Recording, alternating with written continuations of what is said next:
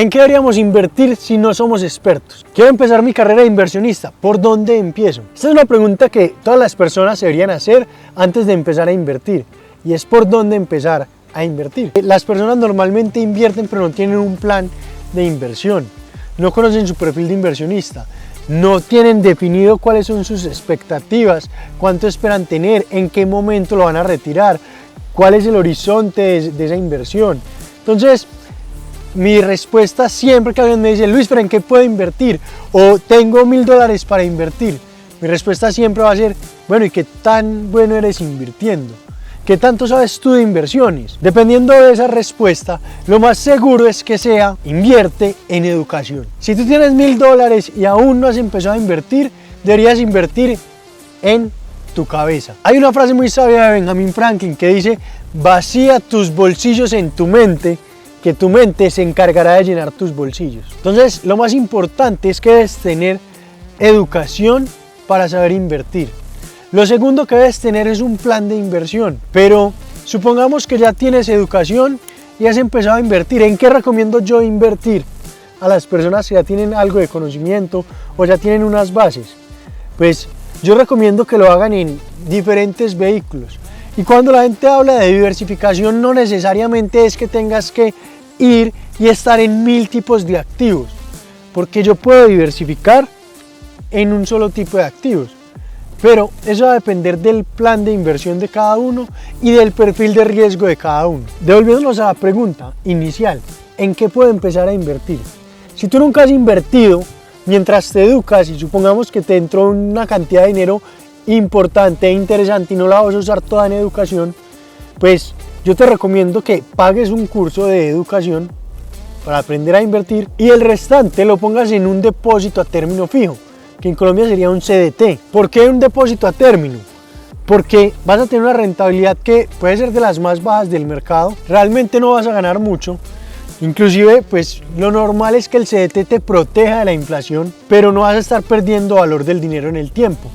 Y no lo vas a poner para toda la vida, lo vas a poner por el tiempo mientras te capacitas y mientras tomas decisiones para invertirlo en mejores vehículos. El inversionista debe tener claro cuál es su perfil. Su perfil es arriesgado, su perfil es conservador, su perfil es intermedio. Y con eso va a poder saber por qué tipo de activos se puede ir. Pero la pregunta puntual para mí, ¿en qué invierto? Yo te voy a decir las cosas en las que yo invierto. Yo inclusive tengo un video que puedes ver, voy a dejar el sticker que habla de cómo está distribuido mi portafolio. Pero te voy a hablar hoy no de cómo distribuyo el portafolio, sino por qué tengo esa distribución en el portafolio y cómo esos diferentes tipos de activos me permiten generar a mí una rentabilidad que me funciona y la manera en la que yo he creado mi plan de inversión para ir creciendo y para mantenerse en el tiempo. Entonces, hay que saber que los tipos de activos tienen diferentes objetivos o pues se pueden usar de manera diferente. Entonces yo utilizo acciones y pues la bolsa de valores, lo hago con acciones, pero lo hago sobre todo o más específicamente con ETF, bienes raíces y criptomonedas. Para mí, ¿cuáles son las favoritas o dónde está la mayoría? En bienes raíces y en acciones. ¿Por qué? Porque estos generan flujo de caja y aparte valorización.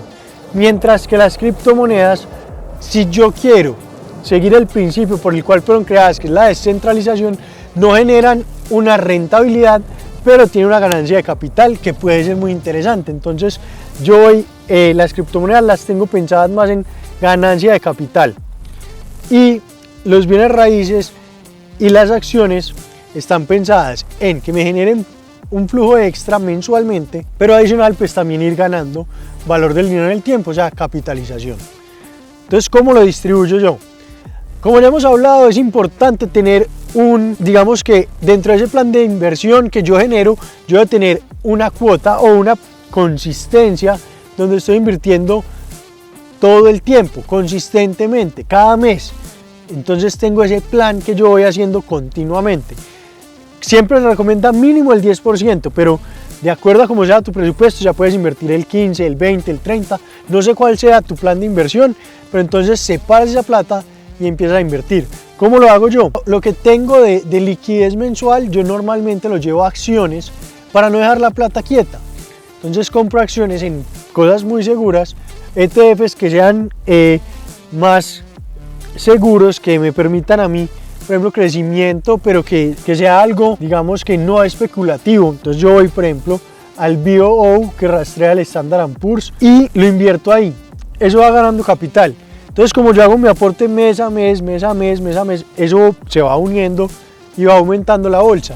Cuando tengo el dinero suficiente para comprar un bien raíz, hago la venta. Me fijo que no sea un momento donde el mercado esté caído, sino donde haya tenido valorización, y hago el retiro y entro a bienes raíces. ¿Por qué bienes raíces?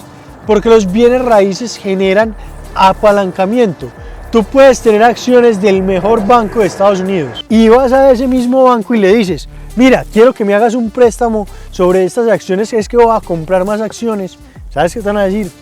No. Posiblemente hay corredores de bolsa o brokers que te permiten apalancar con colateral en algunas de esas acciones, pero no es lo más normal. Mientras que los bienes raíces te permiten a ti, con el 20, 30%, hacer la compra. 40, dependiendo del proyecto. Pero entonces tú puedes poner solamente una parte del capital y el banco va a poner el resto. ¿Por qué? Porque te presta sobre la propiedad.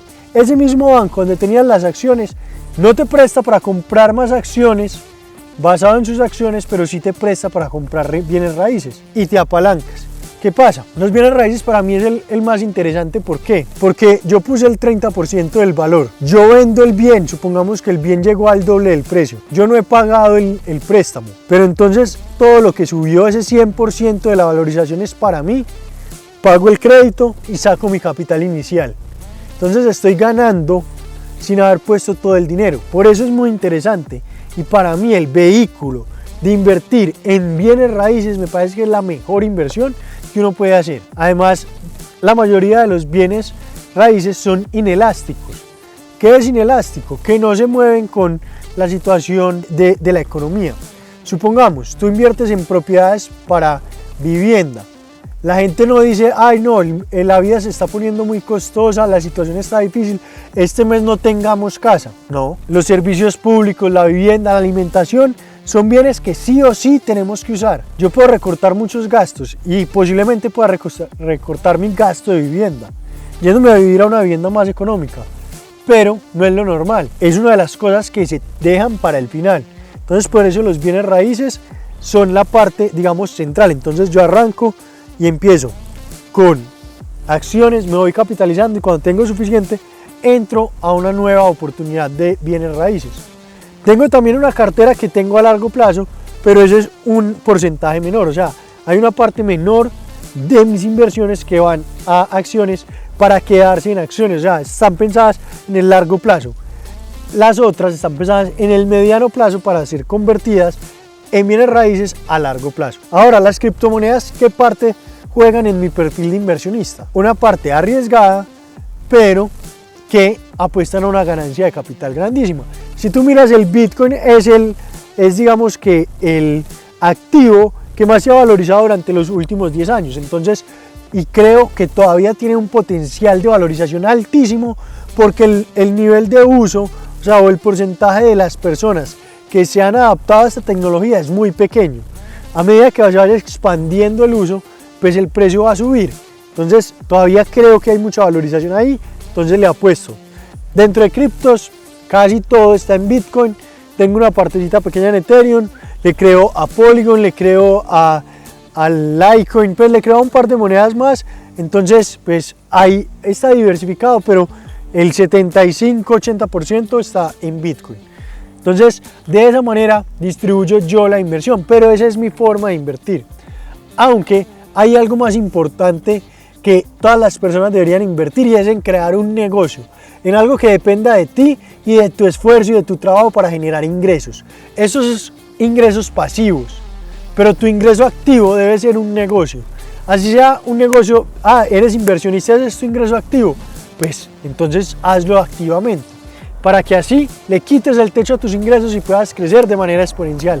Entonces, ese es el video que tenía para ti. Recuerda que soy Luisfer, soy tu mentor de riqueza, y si quieres que te ayudemos a construir tu propio plan de riqueza, puedes probar una llamada conmigo o con mi equipo para que te expliquemos los 4 pasos de mi metodología para construir libertad financiera en los próximos 4 o 5 años. Si quieres aplicar a esa llamada que es completamente gratis, puedes tocar el enlace que está aquí en la descripción del video y pues nos vemos en la llamada. Y si no, pues bienvenido a todas mis redes sociales, te invito a que me sigas y déjame un like y tu comentario acerca de este video. Muchos éxitos, un abrazo.